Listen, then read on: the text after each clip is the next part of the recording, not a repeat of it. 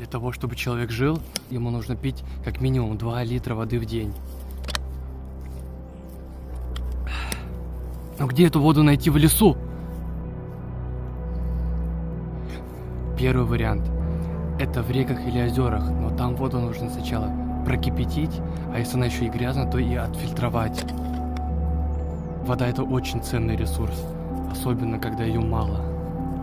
Есть другой способ. Можно воду найти в природных источниках, так называемые ключи. Там вода всегда идет фильтрованная, ее можно пить в некоторых местах даже без кипячения. Но эти должны родники быть проверенными. Если он не проверенный, лучше все-таки прокипятить ее и отфильтровать. Не стоит пить воду, которая находится около дорог или каких-нибудь заводов. Она 100% грязная, и ни одно кипячение вас не спасет. А это канал про походы. Подписывайтесь.